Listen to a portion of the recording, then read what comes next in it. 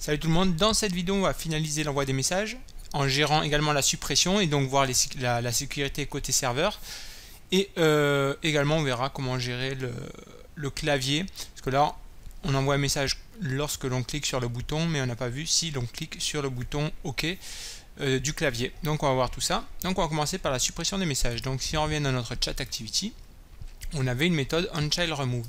Il faut savoir que lorsqu'on envoie un message, ça marche de manière optimiste, c'est-à-dire qu'il va envoyer le message, il va nous l'afficher et ensuite il va vérifier qu'il soit bon ou pas, et s'il n'est pas bon, il nous renverra dans notre méthode onChildRemoved, et donc on pourra gérer du coup la suppression du message.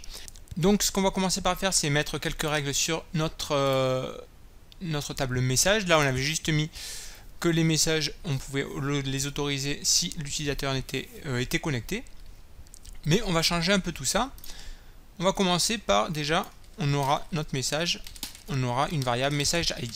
Ça change pas. Et c'est à l'intérieur de ça qu'on va faire nos règles. Donc pour le point write, on va vouloir déjà que un utilisateur connecté, donc hot différent de nul, et on ne pourra ni supprimer ni modifier un message. Donc pour ça on va faire un différent de data.exist et que new data existe.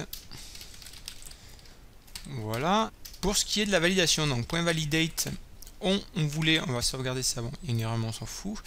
Donc on a le content, la date, le user ID, le username. Donc on va vérifier qu'on ait tout ça. Donc point validate. Donc j'ai dit, il nous faut le username, donc new data, il faudra qu'on ait as children. Donc on a le username, il nous faudra forcément le content, le user ID et également la date. Il faudra que tous ces champs soient présents. Et ensuite on peut valider également ces champs. Donc pour le username, donc username, on va juste mettre, on va faire un point validate donc, et on vous dira qu'on veut que ce soit juste pas vide, donc new data.val.length supérieur à 0. Ensuite pour ce qui est du content, on va faire la même chose. Content donc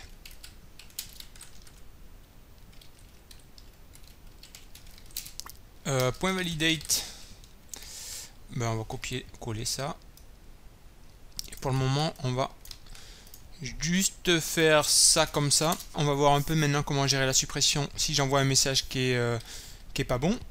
Donc pour ça je vais revenir dans ma méthode onChildRemove et en fait on va venir dans l'adapteur. On va rajouter une méthode qui sera public void delete message qui prendra en paramètre le message qu'on veut supprimer.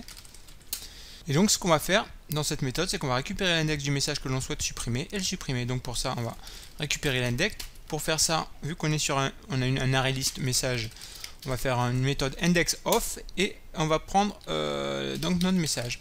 Alors, indexOf se base sur la méthode equals qu'on va override dans notre classe Java juste après. Et ensuite je ferai un message .remove et on y passera l'index et on va lui notifier, on va notifier l'adapteur qu'on a supprimé un item à l'index.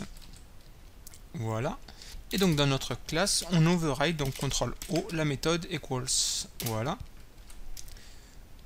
Donc ce qu'on va vérifier, on va vérifier déjà que si l'objet c'est égal à 10, dans ce cas-là c'est bon. Donc return true. Les deux objets sont égaux. Ensuite on va vérifier que l'objet soit une instance de notre classe message. Donc if obj est une instance de message. Et on va faire différent de tout ça. On return false, non de tout ça pardon, hop, on return false. Et nous on va comparer l'égalité par rapport à la clé. Et donc notre message sera, on va caster donc message l'objet qu'on récupère en paramètre. Et donc pour vérifier l'égalité, on fera un return de this.getUID qui est l'identifiant de notre message. Et donc on comparera par rapport à notre message, donc message.getUID. Voilà ce qui comparera l'égalité, on peut virer tout ça. Et donc c'est bon, maintenant notre chat adapteur récupérera le bon message. Et dans notre méthode onChildRemove, on va faire un peu pareil que ce qu'on avait fait ici. On va récupérer le message par rapport au data snapshot qui est passé en paramètres qu'on a ici. Non, c'est ici, voilà. Et ensuite, on a juste à appeler notre adapteur et on fait un delete message de notre message. Voilà. Alors pour tester tout ça, je vais enlever la condition qui vérifiait que mon content n'était pas nul. Ou non, je ne vais même pas faire comme ça. Je vais également mettre une condition juste pour tester, histoire de ne pas tout modifier. Le content, on va lui dire que newData.val.length doit être supérieur à 0 et doit être différent. Donc de newData est différent, pardon. De newData.val.contains et on va dire salut. On ne pourra pas écrire salut. Donc voilà, on va tester avec tout ça. Et donc là, ce qui devrait se passer, c'est comme notre message ne veut pas être bon, je vais taper salut bien sûr. Il va s'afficher pour commencer, puis ensuite il sera supprimé. Donc on va voir si ça marche correctement. Je relance mon application. Ok, je suis sur l'application. Si je tape salut, c'est tout en minuscule. On va voir ce qui se passe. Et vous voyez le message, je ne sais pas si vous avez bien vu, le message s'affiche et est supprimé automatiquement.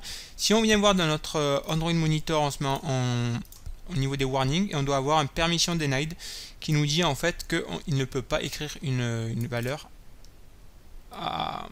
dans cette référence, c'est-à-dire message et notre message ID.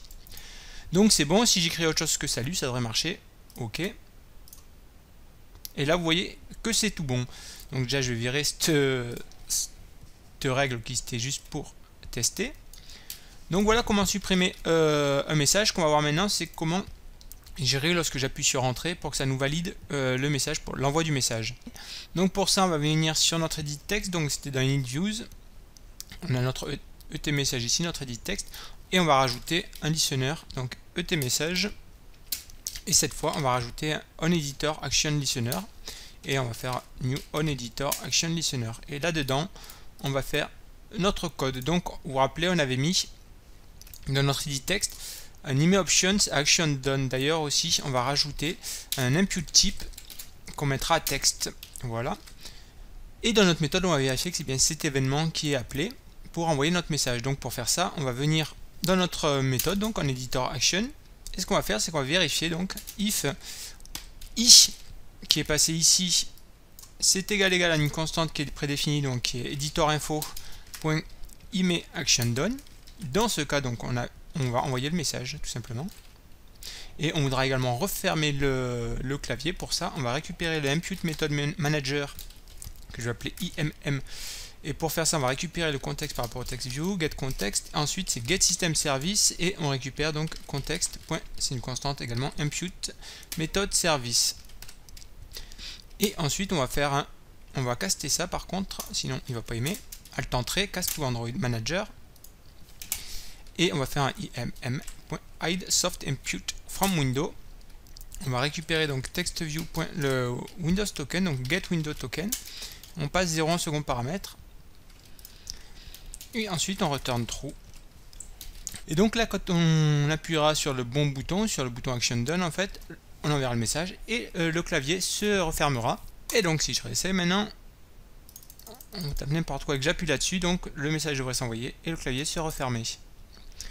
Et donc ça marche correctement. Donc voilà pour ça. Je pense qu'on est pas mal au niveau de l'envoi des messages texte. Et donc dans la prochaine vidéo on verra comment envoyer une image et donc créer un nouveau message, cette fois en envoyant l'image URL. Et donc il faudra réajuster nos paramètres de sécurité au niveau du message et voir également les règles de sécurité pour ce qui concerne le storage et non pas la database. Donc, mais on voit ça dans la prochaine vidéo. Moi je vous dis à plus, ciao, bye.